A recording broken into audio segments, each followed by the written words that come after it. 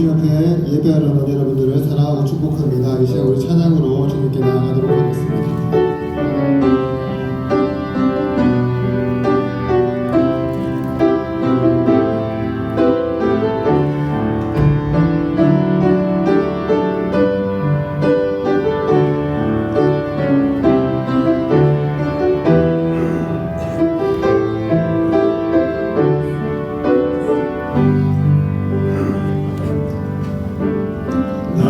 주님의 기쁨 되기와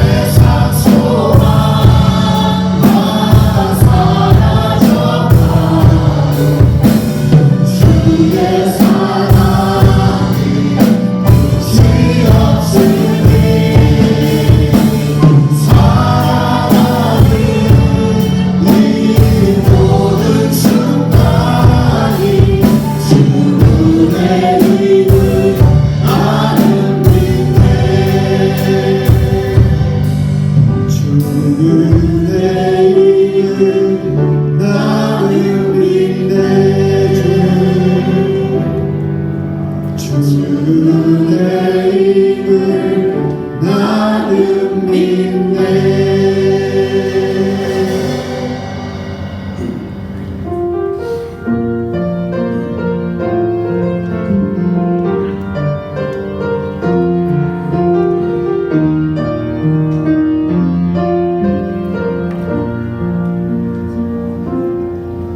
내가 누려왔던 모든 것들이, 내가 지나왔던 모든 시간이, 내가 걸어왔던 모든 순간이 당연한 건 아니라 은혜였소. 해가 뜨고 저녁에 놓인 봄의 꽃향기와 가을의 열매, 변하는 계절의 모든 시간이 당연한 것 아니야 은혜였소. 모든 것이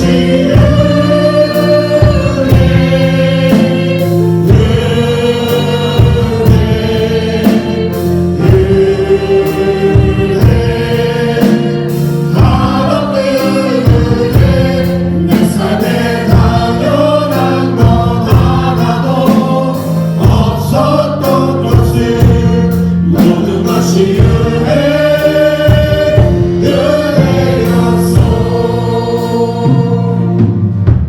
내가 이 땅에 태어나 사는 것, 어린아이 시절과 지금까지 숨을 쉬며 살며 꿈을 꾸는 삶, 당연한 것 아니야 은혜였소. 내가 하나님의 자녀로 살며 오늘 찬양하고 예배하는 삶, 복음을 전할 수 있는 축복이 당연한 것 아니라 은혜였어. 모든 것이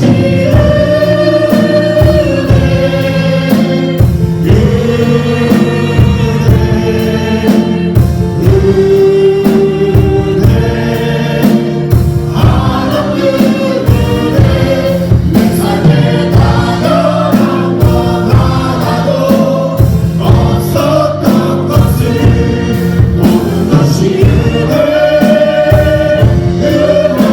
은혜였어. 모든 것이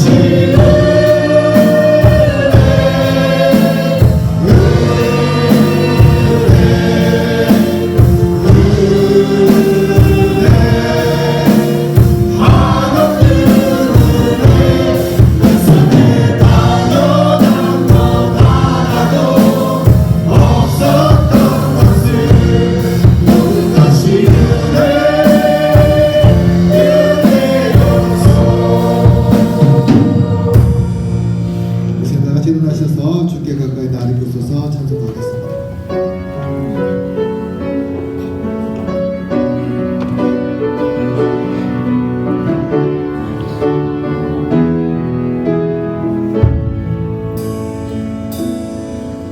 주께 가까이 나를 이끄소서. 간절히 주님만을 원합니다. 채워주소서. 주의 사랑을 진정한 사랑 드릴 수 있도록 주께 가까이 나를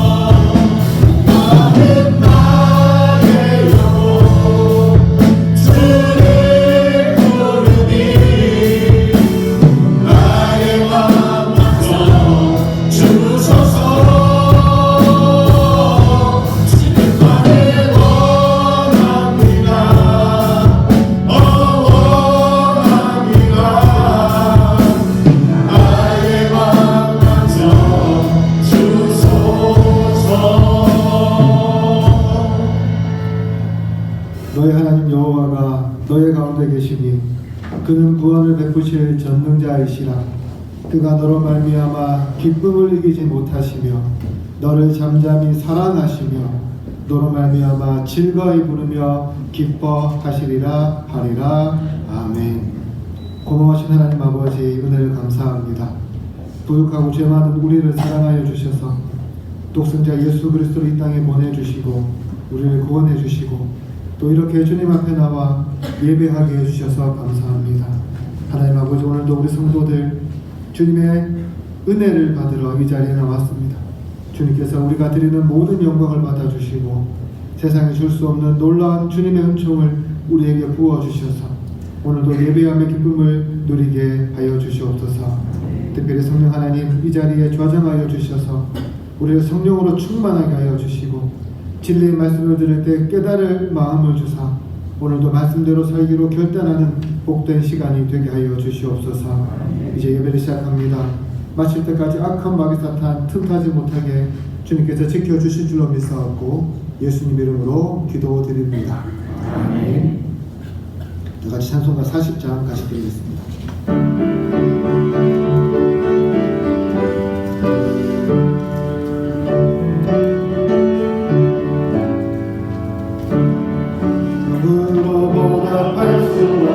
큰 사랑 주님께 영광 할렐루야.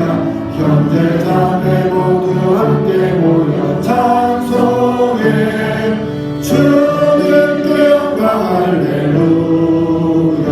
하나님의 자녀여 크게 찬송 부르며 밝고 거룩한 길로 기쁨으로 나아가 주의 보좌 앞으로 속히 들어가겠네. 주님께 영광 할렐루야. 우리 받은 주님 은혜 말량없도다. 주님께 영광 할렐루야. 기쁜 찬송 부르면서 천국 가겠네. 주님께 영광 할렐루야. 하나님의 자녀여 크게 찬송 부르며 밝고 거룩한 길로 기쁨으로 나아가 주의 보좌 앞으로 속히 들어가겠네. 주님께 영광 할렐루야. 잠시 후에 우리 모두 주를 보겠네. 주님께 영광 할렐루야. 영광스러운 보좌 위에 거룩하신 주. 주님께 영광 할렐루야. 하나님의 자녀여 크게 찬송 부르며 밝고 거룩한 길로 기쁨으로 나아가 주의 보좌 앞으로 속히 들어가겠네. 주님께 영광 할렐루야. 만국 백성 전국에서 소리 높여서 주님께 영광 할렐루야. 영원토록 주의 공로 찬양하겠네. 주님께 영광 할렐루야. 하나님의 자녀여 크게 찬송 부르며 밝고 거룩한 길로 기쁨으로 나아가 주의 보좌 앞으로 속히 들어가겠네. 주님께 영광 할렐루야. 우리 다 같이 성시교독 하겠습니다. 성시교독은 교독문, 구문, 시편, 15편 말씀입니다. 여호와여, 주의 장막에 머무를 자 누구 오며 주의 성산에 사는 자 누구니까. 정직하게 행하며 공의를 실천하며 그의 마음에 진실을 말하며 그의 혀로 남을 허물하지 아니하고 그의 이웃에게 악을 행하지 아니하며 그의 이웃을 비방하지 아니하며 그의 눈은 망령된 자를 멸시하며 여호와를 두려워하는 자들을 정죄하며 그의 마음에 서원한 것은 해로울지라도 변하지 아니하며 이자를 받으려고 돈을 부어주지 아니하며 뇌물을 받고 무죄한 자를 해하지 아니하는 자이니 이런 일을 행하는 자는 영원히 물리지 아니하리라. 아멘. 다 같이 사도신경으로 신앙 고백하겠습니다. 나는 전능하신 아버지 하나님 천지의 창조주를 믿습니다. 나는 그의 유일하신 아들 우리 주 예수 그리스도를 믿습니다. 그는 성령으로 잉태되어 동정녀 마리아에게서 나시고 본디오 빌라도에게 고난을 받아 십자가에 못 박혀 죽으시고 장사된 지 사흘 만에 죽은 자 가운데서 다시 살아나셨으며 하늘에 오르시어 전능하신 아버지 하나님 우편에 앉아 계시다가 거기로부터 살아있는 자와 죽은 자를 심판하러 오십니다. 나는 성령을 믿으며 거룩한 공교회와 성도의 교제와 죄를 용서받는 것과 몸의 부활과 영생을 믿습니다. 아멘. 자리에 앉아주시기 바랍니다. 찬송가 325장 같이 드리겠습니다.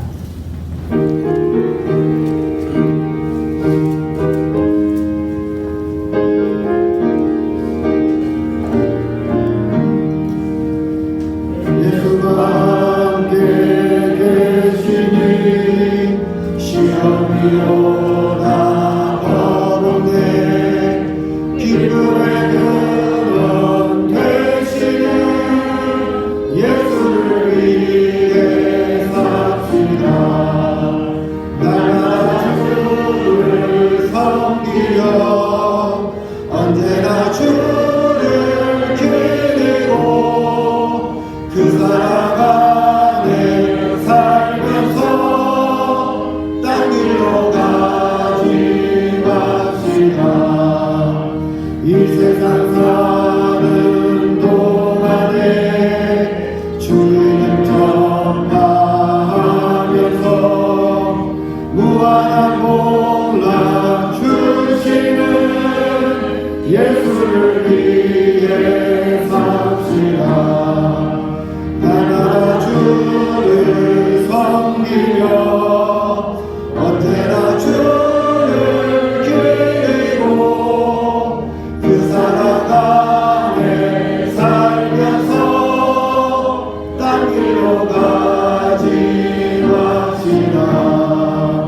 이 세상 친구 없어도 예수는 나의 친구니 불의한 일을 버리고 예수를 위해 삽시다.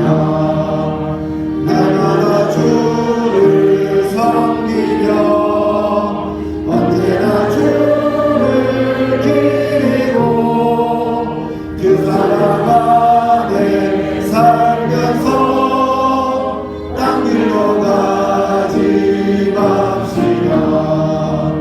주께서 심판하실 때 자들같이 찬하리니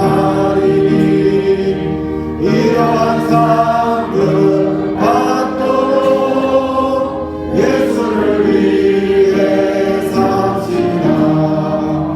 날마다 주를 섬기며 언제나 주를 기리고 그 사랑 안에 살면서 딴 길로 가지 맙시다.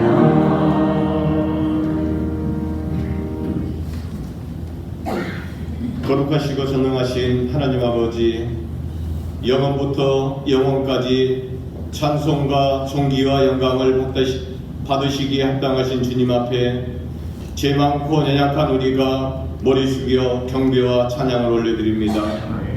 변함없는 사랑으로 오늘도 저희를 품어주시고 주의 크신 섭리 가운데 우리의 삶을 인도하시며 거룩하고 복된 주일 영광스러운 예배 자리로 불러주심을 진심으로 감사드립니다. 저희는 허물과 죄로 죽을 수밖에 없는 존재이오나 예수 그리스도의 보혈로 구속을 하여 주시고 하나님의 자녀 삼아 주신 그 크신 은혜를 생각할 때에 감히 무엇으로 보답할 수 있사오리까? 오직 상한 심령과 통회하는 마음으로 주님 앞에 엎드립니다.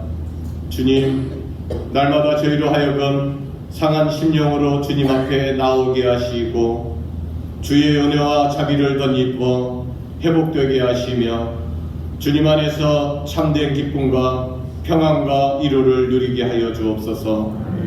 세상이 알지 못하는 하늘의 평강으로 저희의 심령을 충만케 하여 주옵소서. 우리의 영혼과 삶을 예수 그리스도의 피로 정결케 하사 옛사람을 벗어버리고 새사람을 입게 하시며 이 땅에서도 하나님의 나라를 누리며 살아가는 거룩한 백성들이 되게 하여 주옵소서. 이 시간 선포되는 생명의 말씀을 통하여 저희의 굳은 마음을 깨뜨려 주시고 위의 것을 사모하는 영적 갈망을 회복시켜 주옵소서. 땅의 정욕과 육신의 욕망과 자아의 고집을 십자가 앞에 널어놓게 하시고 날마다 자신을 부인하며 그리스도와 함께 십자가에 못 박히는 삶을 살게 하옵소서.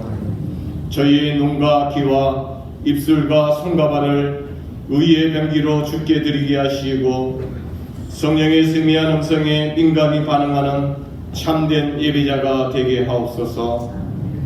우리의 입술과 고백뿐만 아니라 삶으로 드리는 거룩한 산제사가 되게 하여 주옵소서. 주님의 몸된 교회를 위해 기도합니다. 호탁한 이 시대 가운데서도 진리의 기둥과 터로 굳게 서게 하시고 세상과 타협하지 아니하며 오직 말씀 위에 굳게 서진 교회 되게 하옵소서. 복음의 능력으로 충만케 하사 그리스도의 향기를 이 땅에 드러내는 거룩한 공동체가 되게 하옵소서. 교회 안의 모든 기관과 부서위에 은혜를 다해 주시고 맡은 직분을 감당하는 모든 성도들에게 충성과 겸손을 허락하사 서로를 존중하며 사랑으로 연합되게 하옵소서. 사람의 뜻이 아니라 성령의 뜻이 이루어지는 우리 지자토 제1교회 되게 하옵소서. 우리 교회가 소외된 자들을 돌보고 사랑을 실천하며 하나님의 나라를 확장해 나가는 복음의 통로가 되게 하옵소서. 이 나라 이 땅을 위해 기도합니다. 이 땅에 총칼의 소리가 멈추게 하시고 미움과 증오가 사라진 자리에 하나님의 화평이 임하게 하옵소서. 서로 사랑 안에서 공존하는 평화의 시대가 속히 오게 하여 주옵소서. 또한 이 나라 이정자들이 하나님을 두려워하는 마음을 갖게 하시고 당리 당략을 따지는 정쟁이 아니라 국민을 이해하고 화합을 이루는 정치를 하게 하옵소서. 그리하여 이 나라가 하나님이 기뻐하시는 공의롭고 복된 나라가 되게 하옵소서. 말씀을 듣습니다. 말씀을 전하시는 목사님 영육간의 강건함과 깊은 영적 통찰력과 지혜를 더하여 주옵소서. 말씀을 선포하실 때에 성령의 권능으로 덧입혀 주시고 그 말씀이 살아 운동력이 있어 듣는 모든 심령을 찔러 쪼개며 새롭게 하는 능력이 되게 하옵소서. 목사님의 가정 또한 지켜주시고 기쁨과 화목과 은혜가 충만케 하여 주옵소서. 특별히 원하옵기는 지금 이 자리에 지치고 힘든 삶의 무게로 인해 당황하는 영혼들 있습니다. 육신의 질병으로 경제적 어려움으로 인간관계의 갈등으로 고통받는 이들을 주님의 따뜻한 손길로 어루만져 주옵소서. 모든 아픔과 눈물에서 속히 회복되게 하시고 주님 안에서 참된 안식과 평안을 찾게 하여 주옵소서. 예배를 위해 보이지 않는 곳에서 묵묵히 헌신하는 봉사하는 손길들을 기억하여 주시고 축복하여 주옵소서. 그들의 헌신이 하늘의 상급으로 쌓이게 하시고 섬기는 기쁨이 충만케 하여 주옵소서. 찬양으로 영광 올려드립니다. 찬양으로 영광 올려드리는 할렐루야 찬양대의 찬양을 흠량하여 주시고 그들의 입술을 통해 들어지는 고백이 저희 모두의 고백이 되게 하시며 찬양이 울려 퍼질 때에 하늘 문이 열리는 역사가 있게 하옵소서. 이 모든 말씀 저희를 죄에서 구원하신 예수님의 이름으로 기도드립니다. 아멘.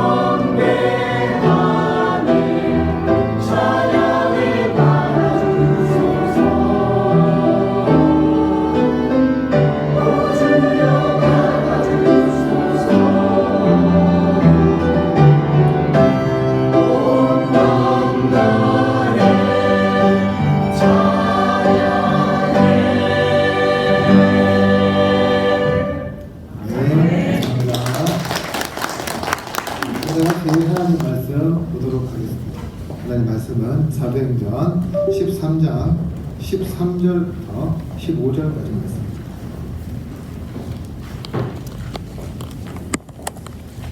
사도행전 13장 13절에서 15절까지 말씀. 자가니 성경 신약성경 209쪽에 있습니다. 사도행전 13장 13절에서 15절 말씀 우리 찾으셨으면 같이 읽도록 하겠습니다. 바울과 및 동행하는 사람들이 바보에서 배 타고 밤빌리아에 있는 버가에 이르니 요한은 그들에게서 떠나 예루살렘으로 돌아가고 그들은 버가에서 더 나아가 비시드야 안디옥에 이르러 안식일에 회당에 들어가 앉으니라. 율법과 선지자의 글을 읽은 후에 회당장들이 사람을 보내어 물어 이르되 형제들아 만일 백성을 권할 말이 있거든 말하라 하니 아멘. 사랑하는 성도 여러분, 여러분들은 어떤 일을 시작했다가 중간에 포기한 경험 혹시 있으십니까? 없다고 말할 수 있는 사람이 아마 아무도 안 계시겠죠. 우리는 누구나 어떤 일을 시작하다가 중간에 그만두는 일들을 참으로 많이 겪습니다. 보통 누구나요, 처음에 어떤 일을 시도할 때는 굉장히 의욕이 넘칩니다. 이번엔 꼭 잘해봐야지, 끝까지 가봐야지 이렇게 다짐하지만 시간이 지나면 이 상황이 변하게 되는 거예요. 생각보다 도전하는 일이 어렵거나 예상치 못한 문제가 발생할 때에, 그것도 아니면 여러 이유로 함께 동행했던 사람들이 그것을 그만두게 될 때에 우리가 야심차게 도전한 그런 일들에 그냥 실패하고 내려놓고 그냥 흐지부지 되는 일들이 꽤 많지요. 사실 이런 일은 세상뿐만 아니라 교회 사역에서도 종종 일어납니다. 처음에는 여러 사람들이 함께 시작합니다. 함께 기도하고요, 함께 계획하고요, 함께 참여합니다. 그런데 시간이 지나면서요, 사람이 한두 명씩 슬슬 빠지기 시작하는 거예요. 어떤 사람은 개인 사정 때문에, 또 어떤 사람은 마음이 식어서 이외에도 여러 가지 이유로 그 함께하던 사역을 그만둡니다. 그러다 보면 시간이 지나서 딱 바라볼 때에 처음에 시작했던 모습과는 전혀 다른 상황이 우리 앞에 펼쳐지게 되는 거죠.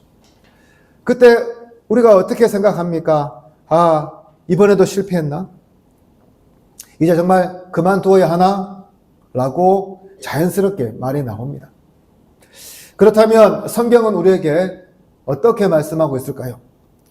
의욕 있게 시작했던 일들이 여러 가지 이유로 멈출 위기에 있을 때, 그것도 아니면 함께 시작했던 사람들이 떠나게 될 때에 여러분 같으면 어떻게 하시겠습니까? 그래, 나도 안 해. 그러면서 그 자리를 털고 일어서겠습니까? 아니면 하나님 붙들고 끝까지 주님께서 맡기신 그 사역 마무리하시겠습니까?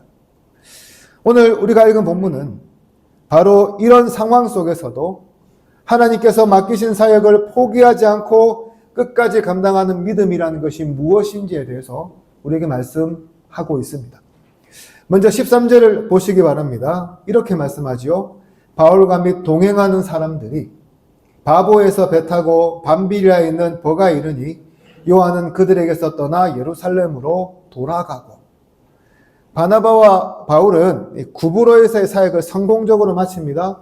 그리고 거기서 어떻게 합니까? 머물지 않고요, 배를 타고 이동하게 돼요.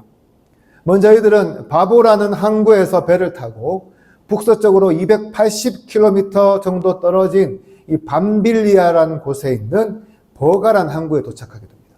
이 밤빌리아가 어디냐면요, 오늘날 튀르키예의 그 남부 지역이에요. 굉장히 경치가 좋고 많은 관광객들이 가는 지중 해변입니다. 그리고 버가라는 곳은 페르게라고 부르는데요, 지금 관광으로 유명한 도시이기도 합니다. 그런데 이때 바울과 바나바의 수행원으로 참여한 마가 요한이 어떤 이유인지 모르지만 선교지를 이탈하여 예루살렘으로 돌아가는 불행한 사건이 일어나게 되었습니다. 이것은 이 선교팀의 팀워크가 한 번에 이렇게 와르르 무너질 그런 위기에 처했다는 것을 우리에게 잘 보여줍니다. 그렇다면 수행원으로 있다가 예루살렘으로 돌아간 마가 요한 누구일까요? 우리가 잘 아는 마가복음 쓴 사람이에요. 그리고 골로새서 4장 10절에 의하면 바나바의 생질, 즉 바나바 누나의 아들입니다. 바나바 누나는 전승에 의하면 예수님께서 최후의 만찬을 가지신 그 다락방을 제공한 사람이고요. 또 그 집에서 120명의 성도들이 기도해서 성령을 받았다고 합니다.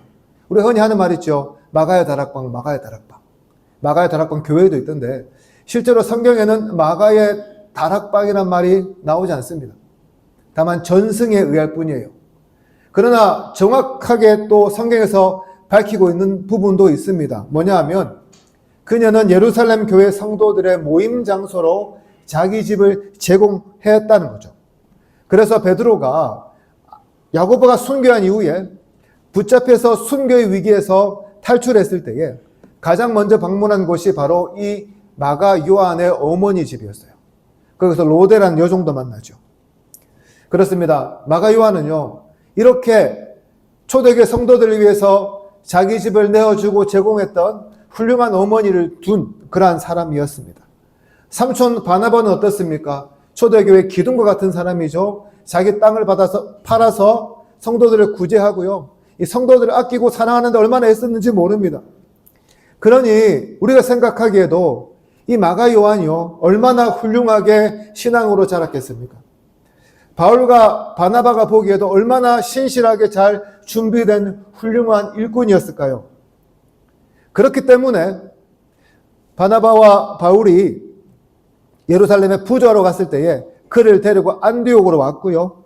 그리고 이번 전도 여행에는 수행원으로 삼아서 구부로로, 그리고 밤빌리아 지방에 있는 이 버가까지요, 함께 동행했던 거예요. 그런데 그러한 그가 느닷없이 떠나가 버려요. 성경은 그에 대해서 어떤 힌트도 우리에게 주지 않습니다. 다만 그를 떠나보내고 그의 빈자리를 바라보는 두 사도의 심정만은 우리가 쉽게 짐작해 볼 수가 있습니다. 당연히 낙심하고 낙담했을 것이 분명합니다. 생각해 보십시오, 여러분. 낯선 곳, 낯선 장소, 낯선 사람들이 있는 곳이에요. 세 명이 서로 힘을 합쳐도 될까 말까한 그런 여정인데 갑자기 한 사람이 포기하고 떠나게 되면 어떻겠습니까? 전도서 4장 11절 보면 우리가 잘 아는 말씀이 나와요. 무슨 말씀이냐면 세 겹줄은 쉽게 끊어지지 않는다고 말씀해요. 세 명은 무슨 말일까요? 성경에서 3이라는 숫자는 완전함을 의미합니다. 따라서 이 마가 요한의 이탈은 이 완전한 공동체, 선교팀의 균열, 그리고 그것이 무너졌다는 것을 의미한다고 할 수 있습니다. 동시에 우리가요, 상식적으로 생각해봐도 세 명이 짊어지던 그 짐을요, 두 사람이 져야 한다고 한번 생각해 보십시오. 두 사람이 져야 할 무게가 얼마나 무겁겠습니까? 그날의 충격이 얼마나 컸던지, 이때부터 바울은 이 마가에 대한 색안경을 끼기 시작해요. 그러고 나서 이 문제로, 즉 다음 전도여행 갈 때에 이 마가 요한을 수행원으로 데려갈지 말지에 대한 문제로 바나바와 크게 다투고요, 둘이 갈라져서 따로 전도여행을 갈 정도였습니다. 물론 바울의 생애 나중에 보면 마가를 용서하고 함께 아들로 삼고 잘 지낸 장면이 보이긴 합니다. 그렇다면 왜 마가는 버가를 떠나 고향으로 돌아갔을까요? 성경학자들은 여기에 대해서 여러 가지 이야기를 합니다. 첫 번째 이유는 뭐냐면 배경 때문이에요.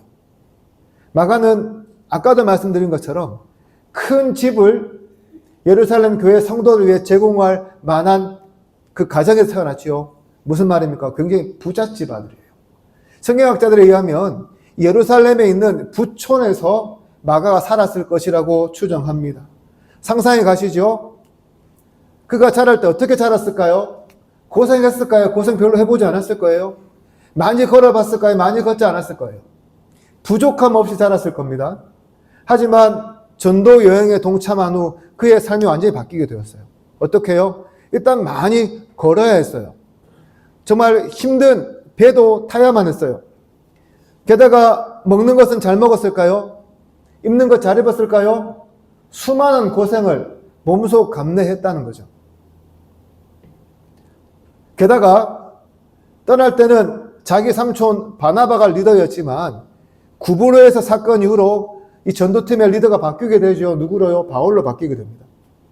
아마 이 사실도 그로 하여금 견딜 수 없게 만들었을 것이라고 생각도 합니다.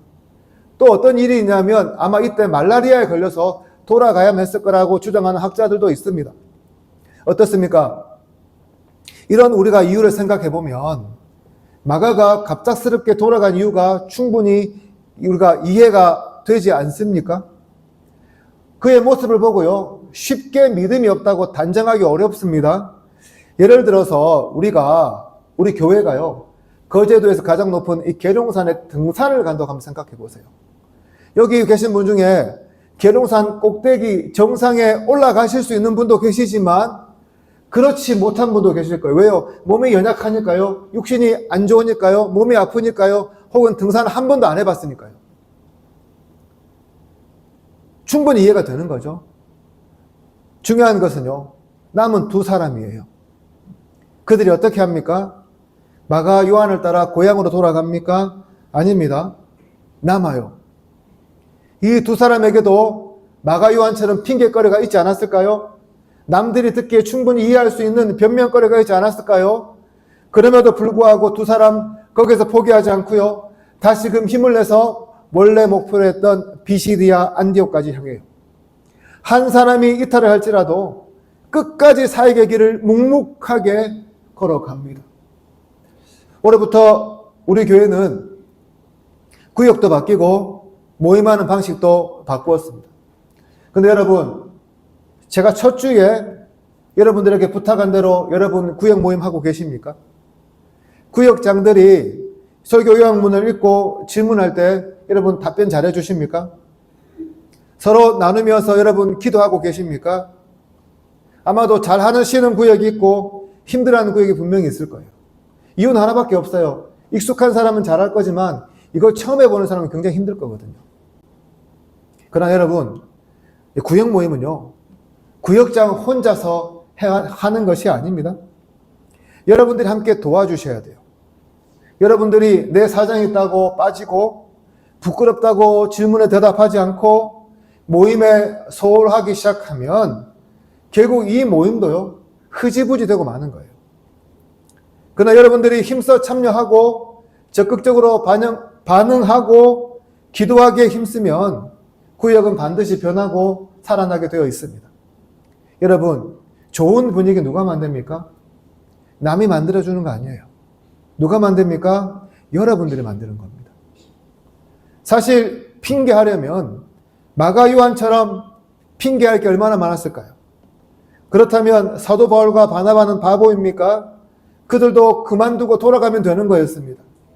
그런데 사명이기에 성령께서 시키신 일이기에 이 두 사도는 끝까지 그 길을 걸어갔던 것이죠. 오늘도 마찬가지예요. 주님께서 우리에게 맡기신 일들을 우리가 그냥 바라보는 것이 아니라 사명으로 생각하고요, 끝까지 책임질 수 있어야 합니다. 나 하나 빠져도 좋다는 생각이 아니라 나 때문에 힘들어할 사람들을 생각하면서 더 적극적으로 참여할 수 있어야 합니다. 그게 진정한 동력이고요. 그게 진정한 사역이고요.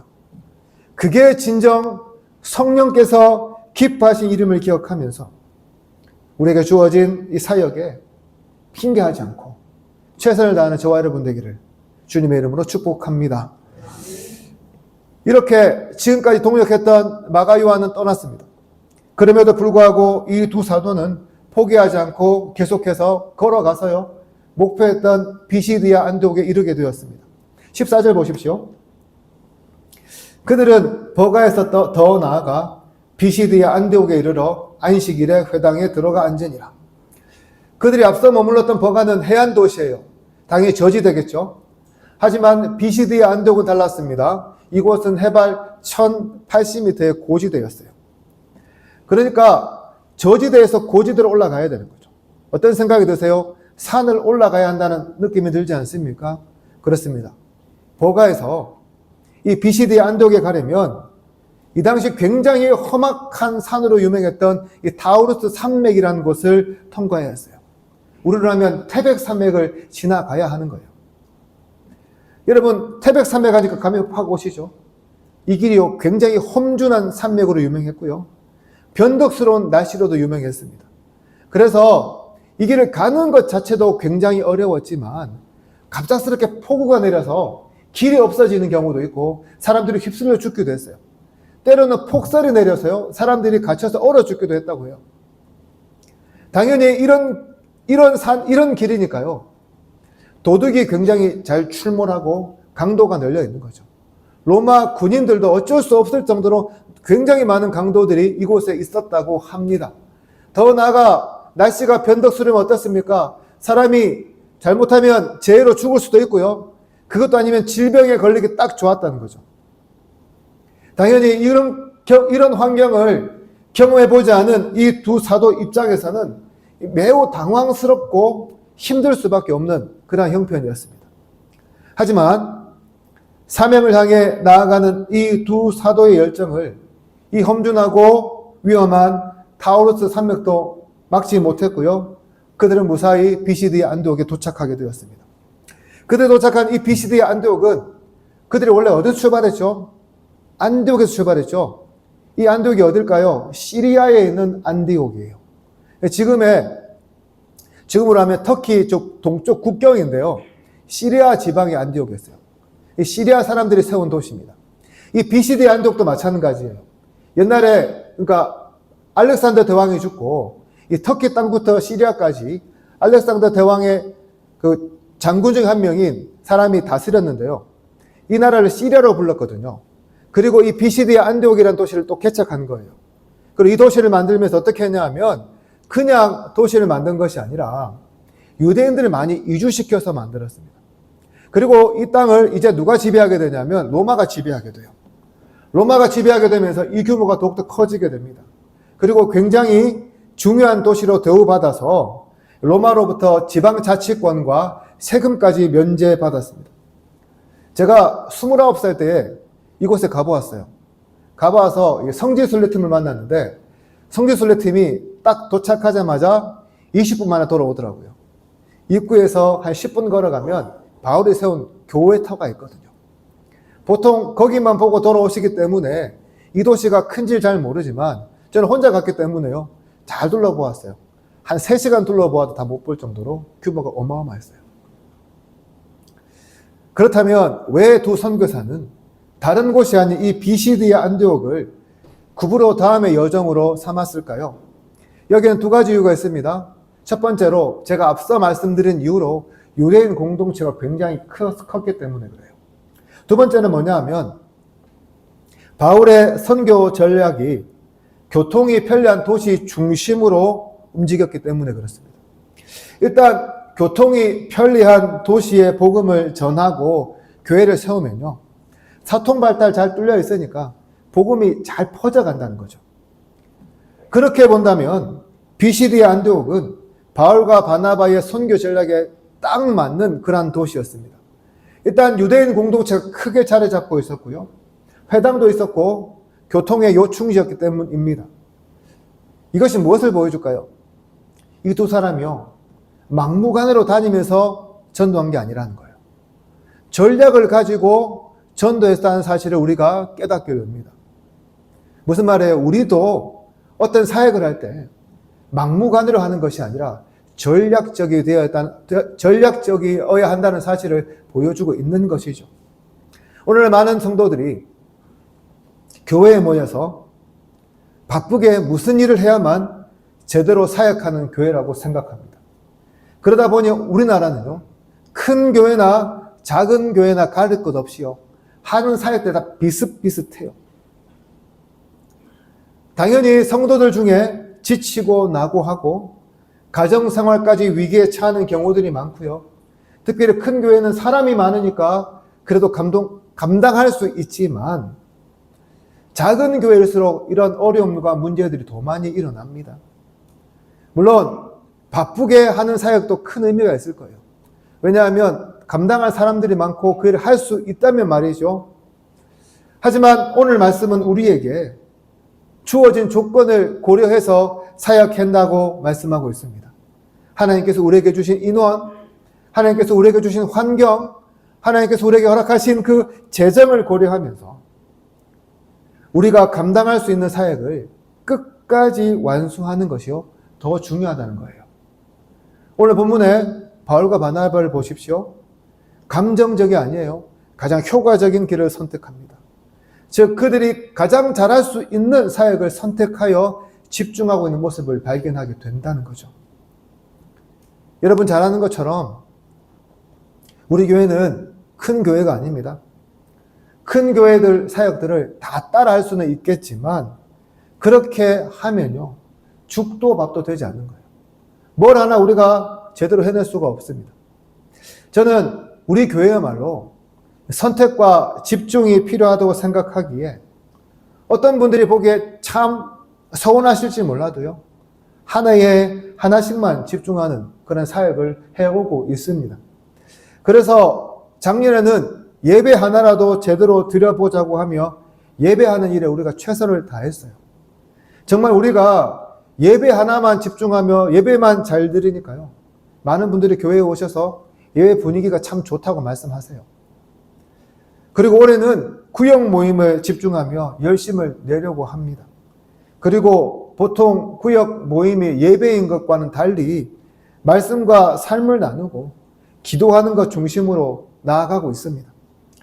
제가 여러분에게 부탁드리고 싶은 것은 여러분이 욕심을 많이 부리지 않는 거예요. 그리고 나는 아무것도 하지 않겠다는 생각도 내려놓았으면 좋겠습니다.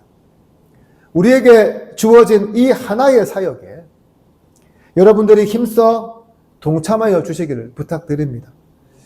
이러한 선택과 집중을 통해서요 하나씩 우리가 할 수 있는 그런 사역의 범위를 넓혀 가려고 합니다. 그렇습니다. 천리길도 한 걸음부터라는 말처럼 답답하더라도 좀 멀리 보고 우리가 지금 잘할 수 있고 끝까지 잘할 수 있는 일부터 시작했으면 좋겠습니다. 하다가 시행착오를 겪으면 여기서 그만두지라고 생각하는 것이 아니라 조금씩 수정하면서 가면 돼요. 어려우면 좀 돌아가면 됩니다. 그러니 너무 조급해 마시고 너무 욕심도 부리지 마시고 그렇다고 너무 나태하지도 마시고 기도로 세워져 가는 그런 올해의 목표를 향해서 힘써 나아가고 동참하는 저와 여러분 되기를 소망합니다. 마지막으로 바울과 바나바는 그들의 전략에 따라서 안식일에 회당에 들어가지요. 오늘 본문은 그곳에서 아주 놀라운 일이 일어났다고 말씀합니다. 15절 보십시오. 이렇게 말씀합니다. 율법과 선지자의 글을 읽은 후에 회당장들이 사람을 보내어 물어 이르되 형제들아 만일 백성을 권할 말이 있거든 말하라 하니. 이 장면을 보면서 우리가 자연스럽게 이런 질문을 하게 되죠. 도대체 어떻게 처음 보는 사람들에게 설교를 부탁할 수 있을까라고 말입니다. 이 당시 회당의 예배 순서가 어떻게 되었을까요? 제일 먼저는 신명기 6장 4절 말씀을 낭독했어요. 이스라엘아 들으라 라고 하는 말씀이에요. 그리고 나서는 기도를 했고요. 이 다음으로는 1년 동안 읽어야 할 이런 율법서와 선지서가 있었는데 그 계획에 따라서 율법서와 선지서 일부를 낭독합니다. 그리고 나서 설교를 들었는데요. 정해진 설교자가 회당에서는 따로 없었습니다. 그래서 방문한 랍비나 학자가 있으면 권면할 말이 있으면 해 주십시오라고 사람을 보내어서 요청하는 것이 일반적이었다고 합니다. 그러면 오늘 본문에서 회당장들이 바울과 바나바에게 설교를 요청했다는 것은 그들의 눈에 이 두 사람이 뭐라고요? 랍비나 학자처럼 보였다는 거죠. 실제로 이 두 사람은 그들의 생각에 부합했습니다. 이 두 사람 모두 유대인이었고요. 교육받은 랍비였고요. 회당에 대해서 너무너무 잘 알고 있었기 때문이에요. 소위 여러분 짬밥이라고 하죠. 아마도 회당장들이 겉으로 풍겨지는 이미지만 보고도 이 두 사람이 어떤 사람인지 알아보았기 때문에 이렇게 사람을 보내어 부탁했던 것으로 보입니다. 어떻습니까 여러분? 그러면 이것이요. 여러분들 어떻게 보이세요? 우연처럼 보입니까? 필연처럼 보입니까? 그러나 우리가 기억해야 할 것은 하나님은 바로 우리가 이렇게 우연이라고 생각하는 것들을 통해서도요, 일하신다는 사실이에요. 대표적으로 룻기를 보면 우연을 통해서 사역하는 하나님에서 잘 보여줍니다. 그래서 보면 어떤 일이 벌어집니까? 룻이요, 돌아와서 우연히 밭에 갔는데 누구 밭이에요? 보아스의 밭이에요. 보아스가 우연히 그냥 밭에 돌아왔는데 누가 있습니까? 룻이 있어요. 이런 식으로 우연이 계속해서 반복되는데요. 이를 통해서 하나님께서 우연이라는 것을 가볍게 취급하는 것이 아니라 우연을 통해서 역사하시는 사실을 잘 보여줍니다. 오늘 본문도 마찬가지예요. 우연히 하나님께서 회당장들의 마음을 움직이셔서 바울을 통해 복음을 그것도 합법적이고 담대하게 회당에서 선포할 기회를 허락하시기 때문입니다. 여러분, 지금까지 이 두 사람이 어떤 과정을 거쳤습니까? 함께 선교지를 향해 떠났던 마가 요한이 중도 포기하고 돌아가는 일을 겪었습니다. 목숨을 걸어야 할 만큼 위험한 타우루스 산맥도 넘었습니다. 어떻게 보면 심적으로 육적으로 굉장히 지쳐 있었을 그런 상황이었습니다. 그렇게 지쳐있던 두 사람이 그래도 사명을 완수하기 위해 비시디아 안디옥에 와서 회당에 들어가게 되죠. 하나님은 유대인들을 향해 또한 거기에 있는 사람들을 향해 복음을 전할 기회의 문을 쉽게 열어주셨다는 거예요. 사랑하는 성도 여러분, 오늘 우리의 사역도 마찬가지예요. 때론 함께 동역했던 사람이 떠나서 마음의 괴로움으로 우리가 번민할 수 있습니다.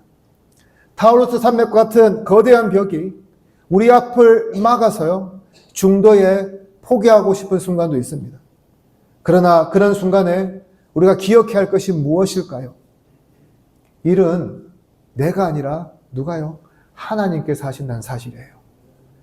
하나님께서 역사하시고 하나님께서 도와주시면 우리가 지금 겪고 있는 이 아픔들, 우리가 지금 경험하고 있는 이 두려움들, 우리가 지금 경험하고 있는 이런 답답함들, 우리가 지금 경험하고 있는 우리의 정신적, 육체적 한계를 넘어서요, 우리가 결코 기대하지 못했던, 생각하지 못했던 그런 사역의 문이 열리게 된다는 말씀입니다. 그렇습니다. 우연처럼 보이는 일들을 통해서라도 사람들이 우리가 어떤 존재인지 우연히 알아보게 해서라도 하나님은 우리의 길을 열어주십니다. 두렵고 떨리며 위험한 길을 담대하게 걸어가게 하십니다. 그런 측면에서 우리는 억지로 사역을 만드는 사람이 아니라 하나님이 여시는 문을 준비하며 기다리는 사람들이 되어야 합니다. 하나님의 일하심을 믿고요, 끝까지 인내하며 행할 수 있어야 한다는 것이죠. 이제 올해가 시작된 지도 3개월 차에 접어들었습니다. 주보를 만들다 보니까 오늘이 올해의 10번째 주일이더라고요. 지금까지 여러분들에게 이 사역은 어떠한 의미로 다가오십니까? 그냥 이 정도로만 하고 그냥 더 이상 열심히 안 할래라고 만족하고 계십니까? 아니면 더 잘하려고 도전하고 있습니까? 그것도 아니면 지쳐서 이제 그만하려고 마음먹고 있습니까? 그러나 이것 하나만 여러분 기억하시기를 바랍니다. 주님의 일은 내가 하는 일이 아니라 누가요? 주님께서 하신다는 거예요. 그러므로 오늘 이 지점에서 우리의 사역을 한번 돌아보았으면 좋겠습니다. 그리고 혹시라도 지치고 힘들어하고 있다면 여러분 하나님께 맡겨보시기를 바랍니다. 우연을 통해서라도 또 우리가 누구인지 알게 하셔서라도 하나님의 섭리가 우리를 통해 풍성하게 이루어지게 될 줄로 믿습니다. 이제 말씀을 정리합니다. 사역을 하다 보면 동역자들이 떠날 때가 있습니다. 길이 험할 때가 있습니다. 그러나 우리가 기억해야 할 것은 하나님의 사역은 결코 멈추지 않는다는 것입니다. 바울과 바나바는 그들이 가장 사랑했던 동역자 마가 요한을 사역 중에 떠나보내야 했습니다. 그러나 그 일로 그들은 그 사역을 결코 멈추지 않았습니다. 오히려 더 험준한 길을 통과하며 비시디아 안디옥에 도착해 회당에서 복음을 전하는 것으로 더 힘차게 사역을 시작했습니다. 오늘 우리도 마찬가지예요. 우리와 함께한 동역자들을 떠나보내며 심적으로 어려움을 겪을 수도 있을 겁니다. 함께 했던 사람들이 하나둘 빠져가면서 힘이 빠질 때도 있을 거예요. 육체적으로 고통하면서 어떤 일을 경험해야 할 때도 있을 겁니다. 그러나 그런 어려움 속에서도 우리가 사역의 길을 멈추지 않으면 하나님은 그 문을 활짝 열어주실 것입니다. 그래서 여러분, 사역하면서 누구나 지칠 수 있습니다. 누구나 낙심할 수 있습니다. 그러나 여러분, 조금만 더 힘을 내시기를 바랍니다. 바울과 바나바처럼 하나님의 도움의 손길이 다시금 우리에게 새 힘을 주시고 우리의 사역이 멈추지 않고 힘차게 나아가도록 인도하실 것입니다. 이런 축복을 경험하는 저와 여러분 되기를 주님의 이름으로 축복합니다. 기도드리겠습니다. 참 좋으신 하나님 아버지 감사합니다. 오늘도 우리에게 주님의 말씀을 주시고 깨닫게 하여 주셔서 감사합니다. 하나님 아버지, 오늘 말씀처럼 우리의 사역이 흔들릴 위기 앞에서도 우리가 인내하며 사명의 완수를 향해 나아가게 하여 주시고, 사역을 할 때 선택과 집중을 하며 효과적인 사역을 하게 하여 주시고, 그렇게 나아갈 때에 하나님께서 그 사역을 끝까지 책임지신다는 것을 믿고 기억하게 하여 주시옵소서. 그래서 올 한 해 우리에게 맡겨진 그 사역들, 기도로 구역과 교회를 함께 세워가는 그러한 목표를 잘 이루어갈 수 있도록 하나님 붙들어 주시옵소서. 감사드리며 예수님 이름으로 기도드립니다. 아멘. 다 같이 말씀을 생각하시면서 찬송가 449장 같이 드리겠습니다.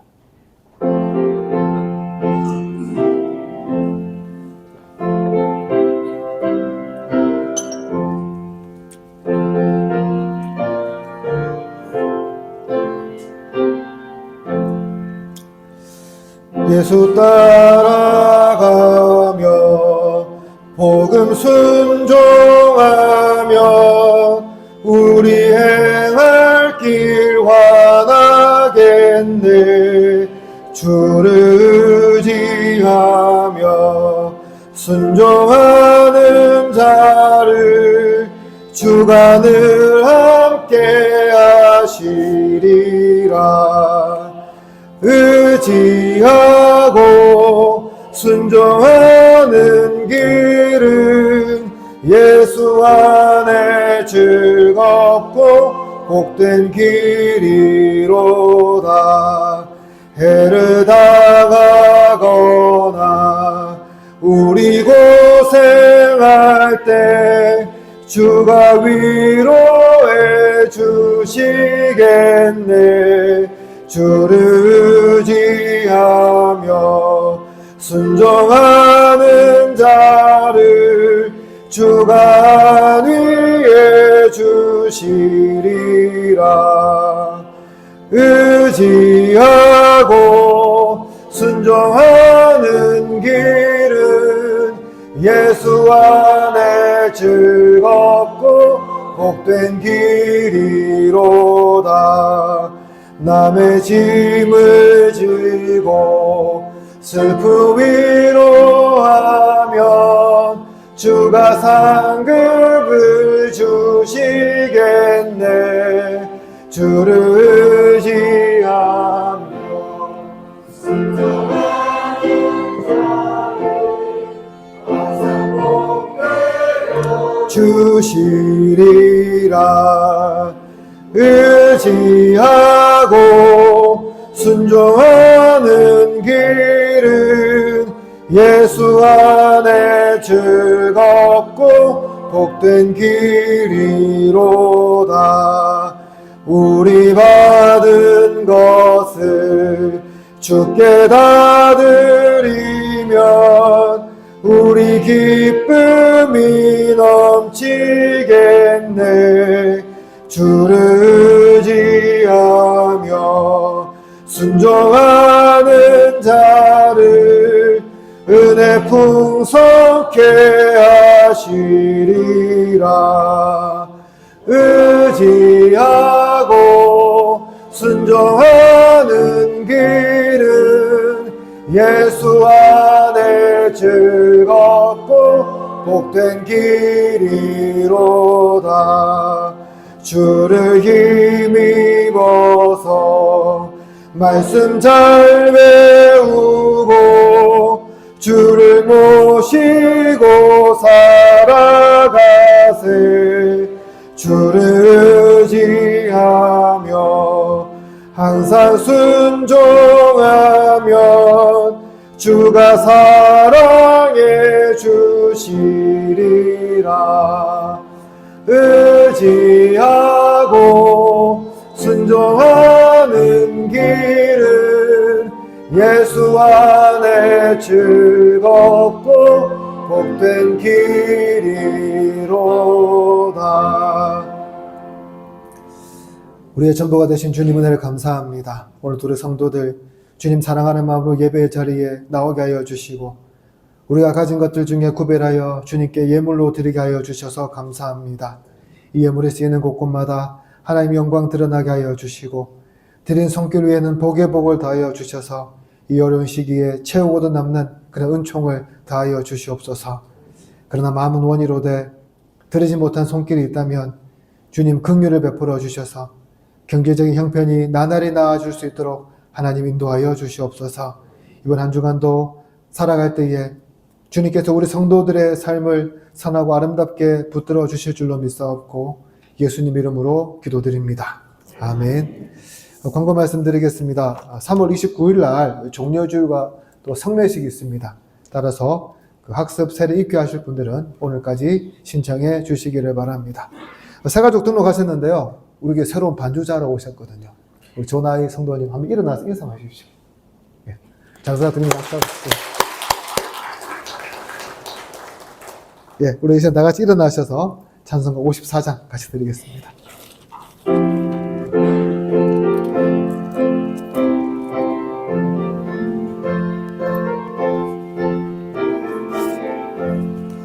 주여 복을 구하오니 편히 가게 하시고 사람마다 주내로 이기도록 하시고 광야 같은 세상에서 항상 인도하소서. 주의 복된 말씀 듣고 무한 감사합니다. 구원받은 주의 성도 열매 맺게 하시며 하나님이 우리와 항상 계시옵소서.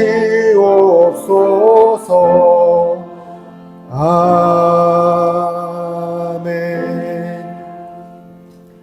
주 예수 그리스도의 은혜와 하나님의 사랑과 성령의 교통하심이 너희 무리와 영원토록 함께 있을지어다. 아멘.